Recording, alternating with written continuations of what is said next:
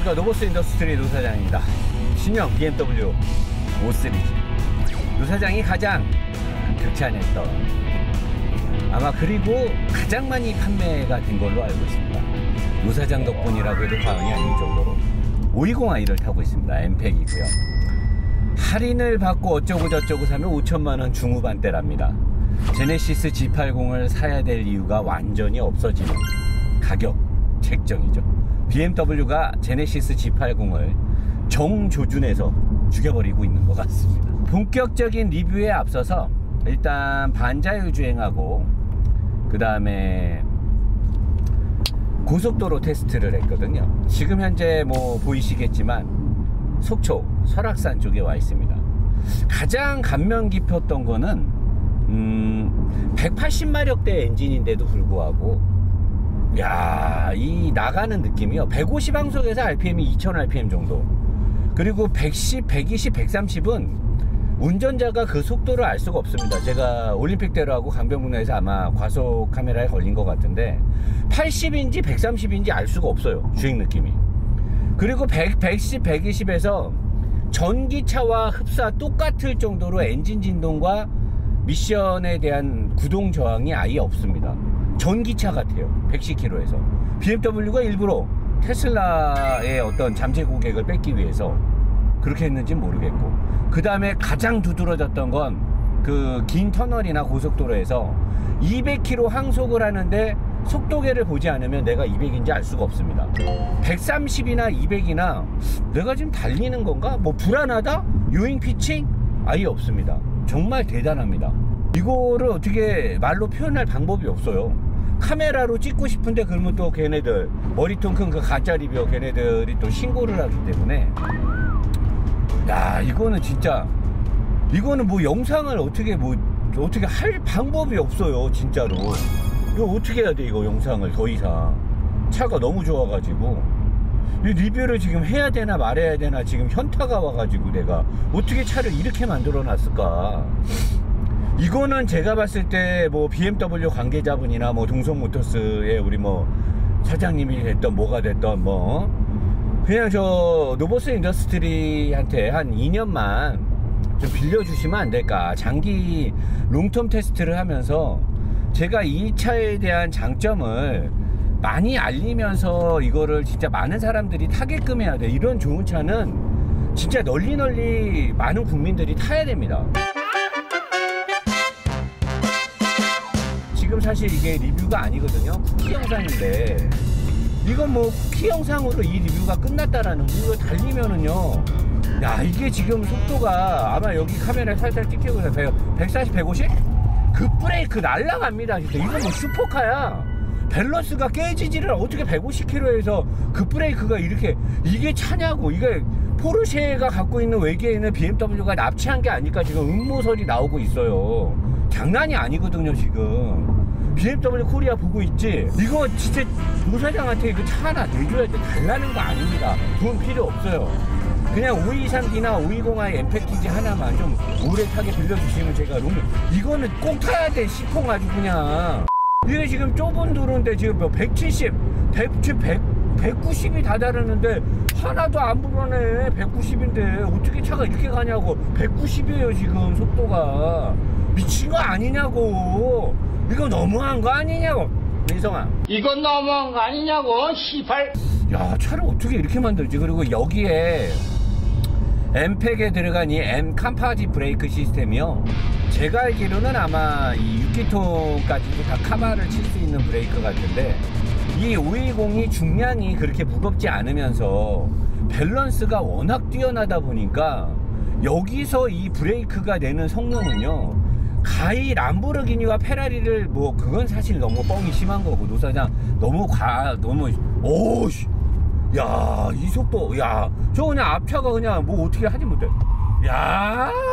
코너에서 그 브레이크 횡지로 날아가니까 돼지 멱다는 소리가 나는데 밸런스가 붕괴되지 않는 거죠. 기가 막힌 거죠. 진짜 끝장납니다. 어떻게 차를 이렇게 만들 수가 있는 건지 참 정말 진짜 이거는 차를 진짜 어떻게 코너에서 브레이크를 밟았는데 밸런스 붕괴가 없이 돼지 멱다는 소리만 나면서 야, 이 맛배기 쿠키 영상이 이렇게 가버리면은 이거 큰일인데 이거.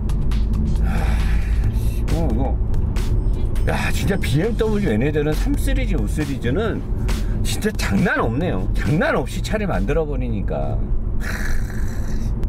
오랜만에 설악산 교수님을 뵈러 왔습니다. 교수님이 또 뭐 커피 머시기를 뭐 또 오픈을 했는데, 야, 노 사장, 니가 임마, 우리가 남이가, 니가 말이야, 니가 지금 노보스가, 막 조회수가, 막 이러면서 나도 유튜브 할 건데 니가 와서 막 좀 도와줘야 되는 거 아니냐. 도와주러 왔어요. 우리 또 의리의 쌀아이들 아닙니까?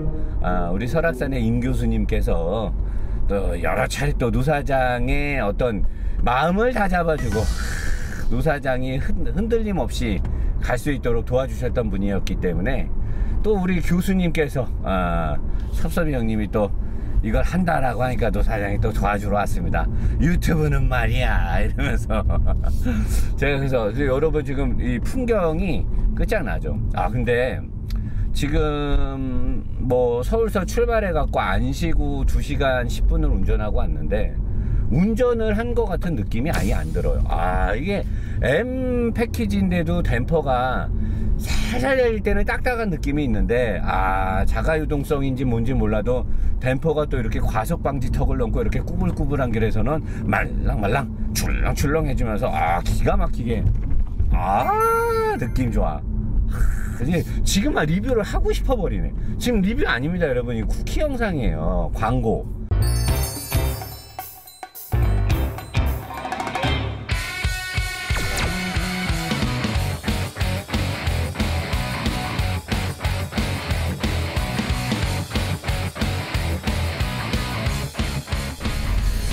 여러분들 여기서 보이실란가 모르겠는데 요거예요. 요거 다 오픈돼 있고 죽이네. 아주 그냥 저거 어떻게 찍어야 돼. 저건데 와 끝장나네요. 커피 비밀단이라고 해가지고 딱 오픈돼 가지고 샌드백이 저기 왜 달려 있는 거지? 누굴 때리려고 저기다 샌드백을 묶어 놓은 거예요. 제가 일단 가가지고요 한번 교수님 만나 뵙고 싹 얘기하고 다시 이제 본격적으로 또 리뷰 들어가도록 하겠습니다.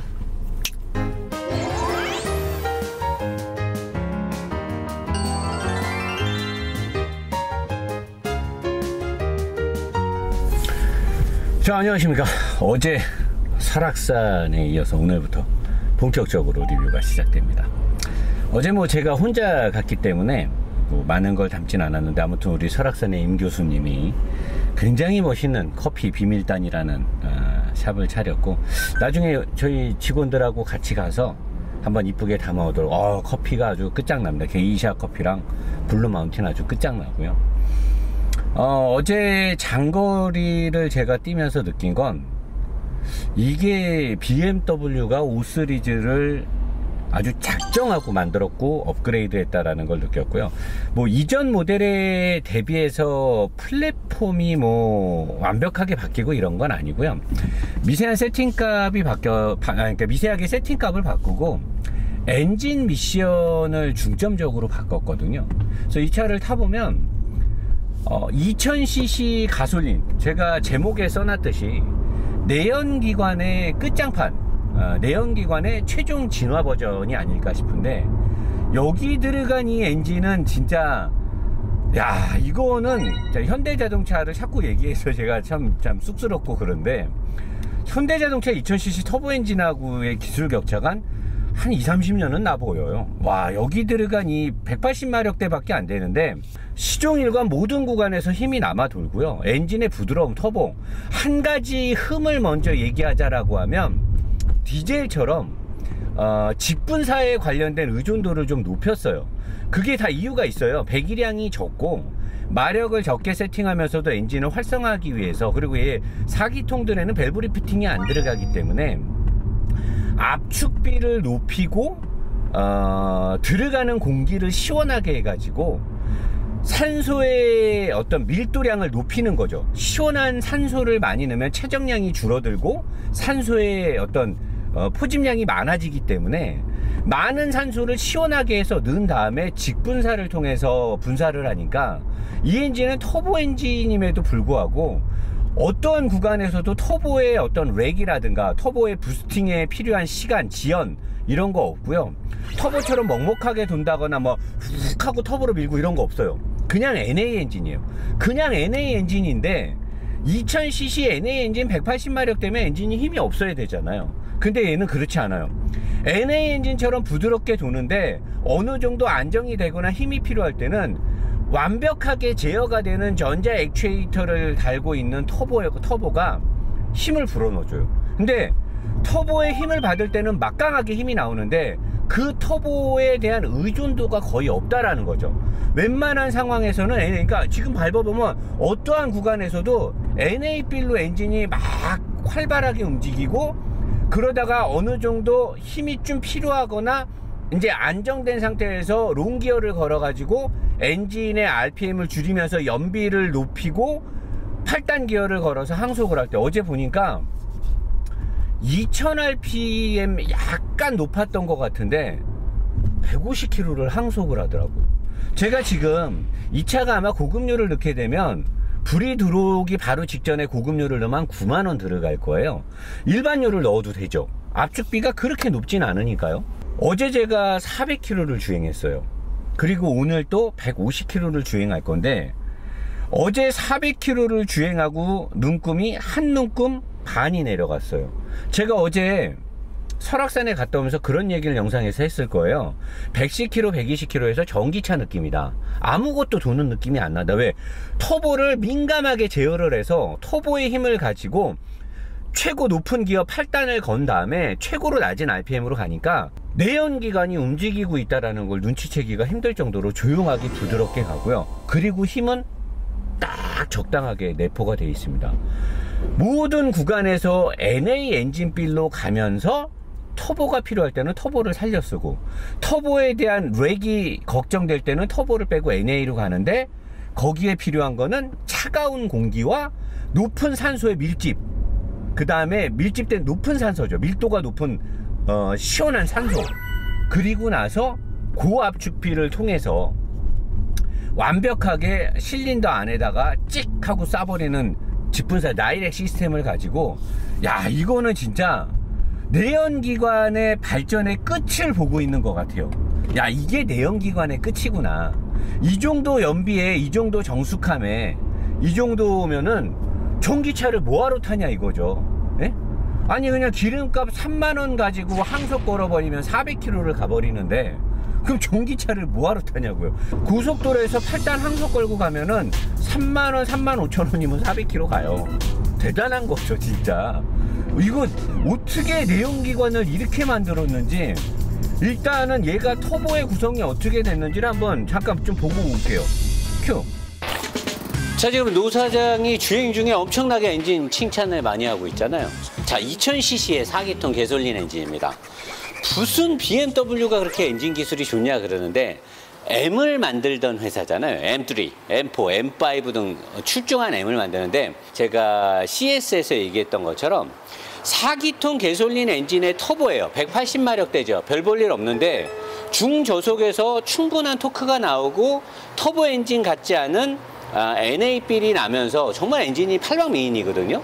자, 이쪽에 굉장히 좋은 터보와 아주 민감하게 제어를 할 수 있는 전자식 액추에이터가 있고요.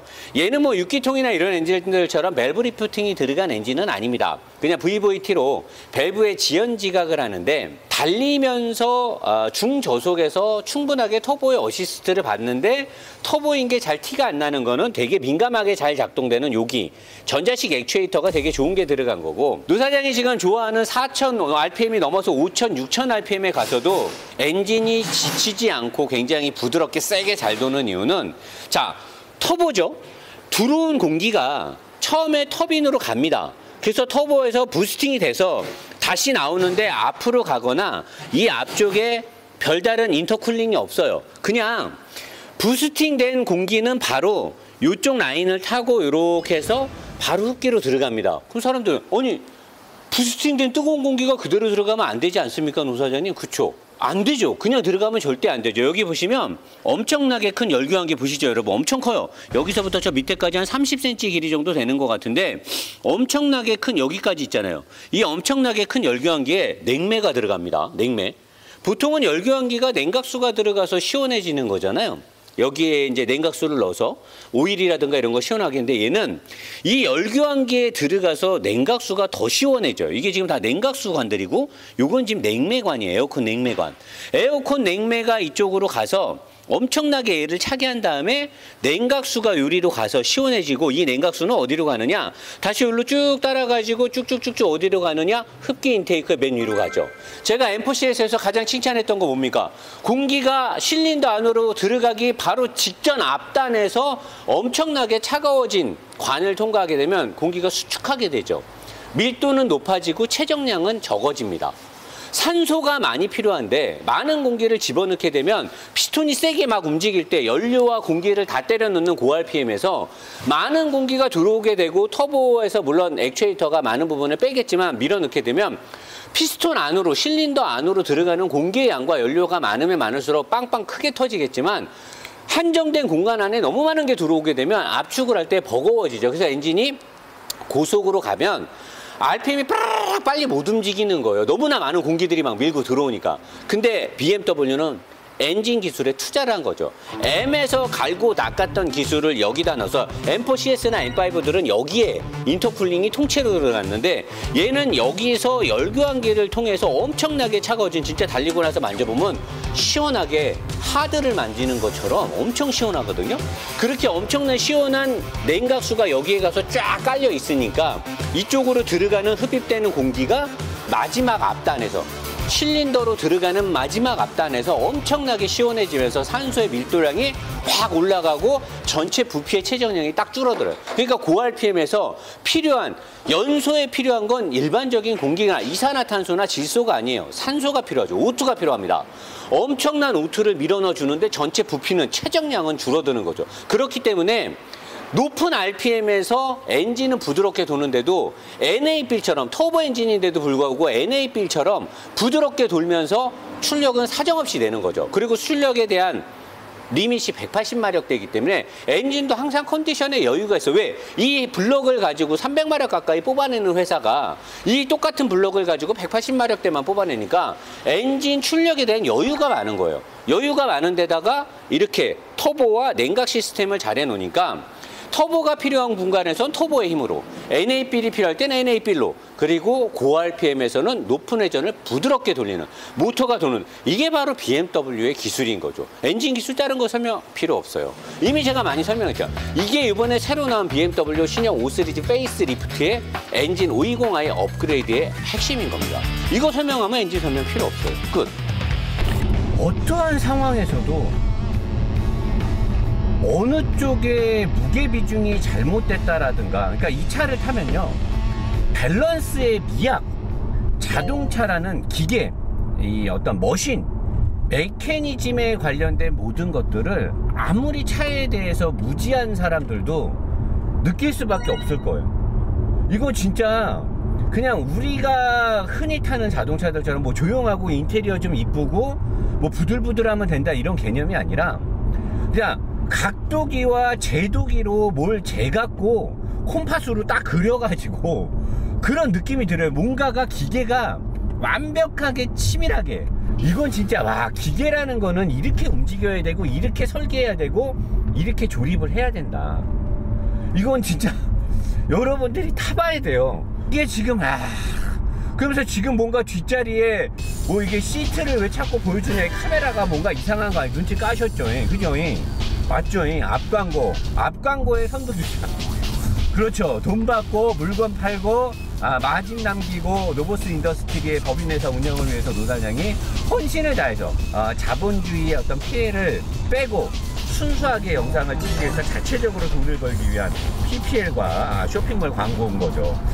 시크한 시크의 제로맥스 카시트인데요. 저거를 갑자기 노 사장이 왜 얘기하냐, 모트라인 초창기 때 제가 모트라인이 막 뜨려고 했을 때 마세라티의 카시트 광고를 넣고 엄청나게 팔아제꼈는데 그 당시에는 우리나라 제품이 아주 좋은 고퀄리티 카시트가 없었어요. 우리나라의 세계 브랜드가 전 세계 시장을 타락하고 있어요. 그 중에 가장 많은 기능과 가장 좋은 탑이라고 할 수 있는 세이크에서 제작하는 카시트를 갖고 온 거죠. 저거 내용 한번 보시죠. 여러분도 꼭 봐야 돼. 왜? 2차급을 타는 사람들이 가정을 갖고 있는 경우가 많기 때문에 아이들 돌봄에 있어서 안전에 대한 안전 불감증이 너무 심해요. 카시트 장착 보급률이 OECD 국가 중에서 굉장히 하위에 머물고 있기 때문에 일단 캠페인 영상을 하나 보시고 야, 노사장 너 너무 그런 거 아니냐? 아니, 그럴 수 있습니다. 중요하니까요. 중요하기 때문에 그리고 더 물건도 팔아야 됩니다. 이 사고 원인과는 별개로 어린아이들이 카시트에 앉아있지 않았던 것도 안타까운 점입니다. 어린아이를 앞좌석에 혼자 앉게 하고 엄마가 아이를 안은 채 보조석에 타기도 합니다. 아무래도 애가 저렇게 울면은 안아달라고 우는데 만약에 제가 운전을 안 하고 있으면은 꺼내서 제가 안고 가죠. 하지만 잠깐은 괜찮겠지라는 생각이 큰 화를 불러올 수 있습니다. 3살배기 아이는 차량 밖으로 튕겨나가는 등 어른과 아이 4명 모두 숨졌습니다. 실험에서도 위험성은 그대로 드러납니다. 6살 어린이 모형을 태운 승용차가 시속 56km의 속도로 달리다 구조물과 충돌하면 카시트를 사용한 경우 머리를 심하게 다칠 확률이 5% 정도지만 카시트를 사용하지 않으면 98%로 20배나 높아집니다. 자, 여러분 보셨죠? 카시트를 안 하고 다니면 유아나 어린아이들한테 어마어마한 진짜 돌이킬 수 없는 위험한 상황이 생깁니다. 우리나라가 지금 전 세계적으로 이 코로나 바이러스를 통해서 우리나라가 얼마만큼 이 국민 의식이 좋고 그다음에 안전이라든가 방역 체계 등등 우리나라의 어떤 경쟁력 모든 것들이 다 세계에서 인정을 받는데 유독 카시트에 대한 이 보급률이나 부모님들이 아이를 카시트에다가 의무로 이렇게 앉혀야 되는 이런 것들이 너무 약해요. 전 세계적으로도 우리나라의 카시트 장착률이나 아이를 카시트에 착석시키는 게 굉장히 OECD 국가 중에서도 우리나라가 낮습니다. 이 부분은 진짜 부모님들이 경각심을 가지고 좀 주의를 해야 될 것 같고요. 절대적으로 아이를 안고 타는 건 안 됩니다. 아이가 울기 때문에 그런다고 하는데 만에 하나 조금이라도 접촉사고가 났을 때 아이를 놓치게 되고요. 아이를 안고 부딪히게 되면 오히려 아이가 에어백 역할을 하게 돼서 돌이킬 수 없는 사고로 연결이 됩니다. 제가 지금 이 제로맥스라는 시크에서 나온 제품을 PPL을 하지만 여러분들 이 영상 보시면서 이 제품을 안 사셔도 돼요. 어떤 쇼핑몰에 들어가도 많은 제품이 있어요. 그 어떤 걸 사도 상관없습니다. 단지 제가 여기서 PPL 비용을 받고 저희 몰에서 협력 관계, 좋은 관계로 가기 때문에 저는 시크 제품, 이 제로맥스라는 좋은 제품을 선전을 하지만 이 제품을 사시면 덧없이 좋겠지만 아니어도 됩니다. 다른 제품을 사도 되니까 반드시 우리 부모님들은 아이한테 카시트에 앉도록 해야 되고요. 유럽에서는 또는 일본에서는 미국에서는 3단계 0세부터 몇 세까지 또 중간 그리고 12세까지를 나눠서 쓰는 게 그들의 문화예요. 과거에는 카시트라든가 유모차라든가 한 10년 전, 15년 전, 20년 전에는 다 외제만을 선호했습니다. 일본 제품, 뭐 독일, 영국, 이태리, 미국. 근데 언젠가부터 우리나라의 제품들이 더 좋아. 나는 이게 되게 신기해요. 저도 이번에 이 유모차랑 카시트를 공부하면서 깜짝 놀랐어요. 우리나라 제품들이 이렇게 안전에 대해서도 훨씬 더 그들 유럽의 ISO 픽스라든가 아이사이즈라든가 이런 규제가 되게 많음에도 불구하고 우리나라에서 생산되고 우리나라에서 판매되는 제품들이 오히려 더 그들 제품보다 더 안전하고 더 엄격하고 까다로운 규제를 통과해야 되고 제품의 성능도 월등히 좋다라는 거죠. 우리나라에서 생산되는 몇 가지의 제품들이 최고 인기가 좋습니다. 그중에 제가 시크에서 나오는 이 제로맥스 360도를 갖고 나왔는데 이거는 다른 거 필요 없습니다. 여기를 누르고 이것만 보시면 돼요, 여러분. 이게 뭐냐라고 하는데 여러분 아이는 절대적으로 차가 이쪽으로 가면 이렇게 앉으면 큰일 납니다. 요추와 경추가 약하고 머리가 무겁기 때문에 아이가 전방을 보게 되면 아무리 꽉 묶어놔도 꽉 잡아도 사고가 났을 때 아이한테 치명적인 상해를 줄 수 있어요. 아이는 반드시 뒤로 앉아서 가야 됩니다. 아까 영상 초반에 보셨던 사고 영상을 보셔도 알겠지만 아이는 뒤로 앉아야 되는데 보통 이 360도로 돌아가는 카시트를 만드는 제조회사가 서너 군데 됩니다. 그 중에 이 제로맥스, 시크에서 나오는 제로믹스가 좋은 건, 자, 내가 차를 탈 때 옆에서 아이를 바로 이렇게 앉히죠. 이것도 되게 좋은 거예요. 아주 편하게 앉히고 바로 보고 가게 하는 거죠. 보통 끈으로 묶는 거는 이걸 돌릴 수가 없어요. 그리고 끈으로 묶는 거는 돌릴 때도 불편하고 여러 가지 안 좋은 게 있는데, 얘는 이 카시트를 ISO 픽스는 여러분 아시죠? 옆에서 요거 나오는 거. 요즘 차들은 모든 차에 이 ISO 픽스라고 해서 이 카시트를 고정하는 레버가 의자 밑에 달려 있어요. 근데 이걸로만 고정을 하면 흔들리게 되고 안 좋기 때문에 보통의 타사 브랜드들의 카시트들은 벨트로 얘를 묶습니다. 하지만 벨트로 묶게 되면 얘를 돌리는데 어려움이 있고요. 벨트 때문에 아이한테 불편함을 줄 수도 있어요. 근데 이 제로맥스, 시크에서 나오는 제로맥스는 이 앞에 이 지지대를 펴서 벨트가 없어도 완벽하게 카시트가 딱 고정이 된다는 거죠. 그리고 얘가 돌아가기 때문에 빨리 달리지 않을 때는 엄마가 옆에 타서 아이를 또 직접 볼 수도 있는 거죠. 그리고 아이를 여기다가 앉히거나 다시 안을 때도 굉장히 편한 거고, 이 시크의 제로맥스의 가장 큰 장점은 유럽에서 굉장히 까다로운 그 카시트의 안전규제 플러스 아이 사이즈라고 해서 측면, 볼보가 안전으로 유명할 때 사이드 임팩트 프로텍션 시스템을 가지고 굉장히 유명세를 탔죠. 측방 충돌을 했을 때, 추돌을 당했을 때 아이의 머리를 완벽하게 보호해주는 이 기능이 굉장히 강화가 돼 있고요. 그 다음에 이 시크에서 나오는 제로맥스의 가장 큰 장점은 제가 아까 영상 초반에 얘기했듯이 이 아이가 성장을 함에 따라서 유럽 사람들은 아주 영유아부터 그 다음에 3, 4, 5, 6세부터 7세부터 12세까지를 각각 따로따로 써요. 근데 이 제로맥스는 아이가 자람에 따라서 이 카시트를 별도로 구매하실 필요 없이 얘를 띄고 얘가 이렇게 커지면서 아이가 성장함에 따라서 맞춰서 이 카시트를 쓸 수 있다는 거죠. 그러니까 0세 유아부터 12세까지 이거 한 방으로 끝나는 거예요. 그냥 굉장히 좋은 거죠. 우리나라 사람들은 정말 똑똑한 것 같아요. 이 필요는 발명의 어머니라고 하죠. 이 시크 제조회사에서 엄마들이 가장 원하는 카시트를 기가 막히게 잘 만든 거죠. 이 우리나라도 외국처럼 이제 카시트 장착을 안 하거나 아이를 카시트에 앉히지 않으면 벌금이 많이 올라갈 거라고 합니다. 근데 벌금을 떠나서 무조건 아이는 카시트에 앉혀야 돼요. 다시 한번 제가 강조합니다. 노 사장이 지금 선전하는 시크의 제로맥스를 안 사셔도 됩니다.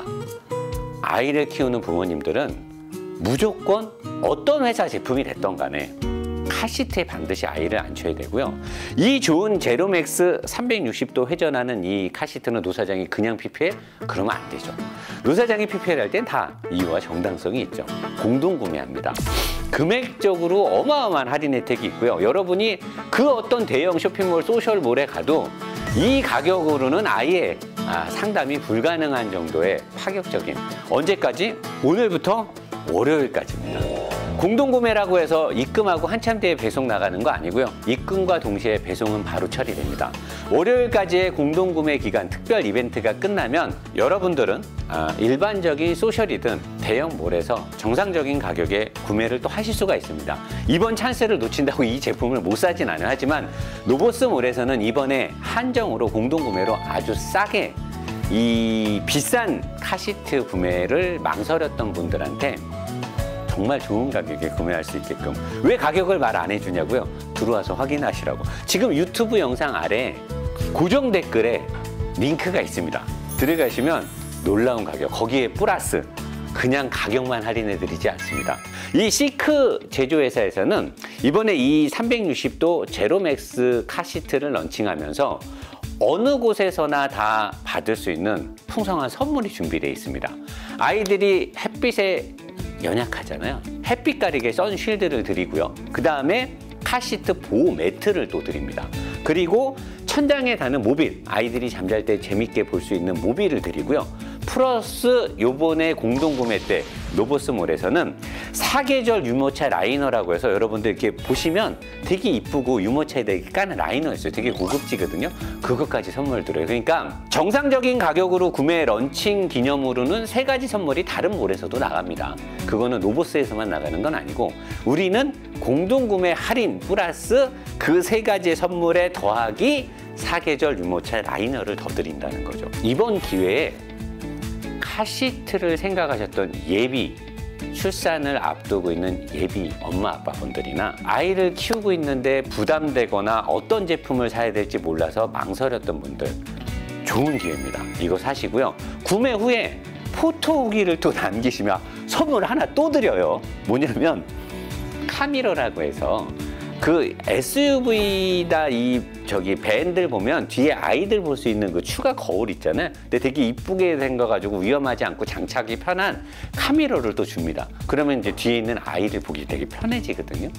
어쨌든 링크를 지금 타고 들어가셔서 지금 여러분들이 보는 영상 밑에 보면 우선 댓글이 있어요. 맨 위에 상단 댓글. 거기에 보시면 링크 주소가 있습니다. 타고 들어가셔서 월요일까지 행사니까요. 오늘 금, 토, 일, 월 3박 4일 동안 진행합니다. 좋은 금액 가격 보시면 깜짝 놀라고 노사장은 저런 걸 어떻게 하지? 저도 잘 모르겠습니다. 업체 사장님들이 그렇게 그냥 밀어주시니까 저도 이렇게 좋은 금액에 좋은 제품을 할 수 있어서 너무 기분 좋고요. 이 제로맥스가 갖고 있는 기능은 제가 봤을 때 단연 탑입니다. 저는 이런 기계적으로 움직이고 이런 거 되게 관심 많고 좋아하잖아요. 여러분들이 이 제로맥스 시크릿에 나오는 이 제품이 갖고 있는 기능보다 더 좋은 기능을 갖고 있는 카시트가 있으면 저한테 알려주십시오. 제가 지금 유튜브, 라이브, 네이버 다 찾아봤는데 이 제로맥스보다 좋은 기능을 갖고 있는 카시트는 아직까지는 없습니다. 그리고 이건 이번에 새로 나온 신제품이거든요. 구매하러 가시죠.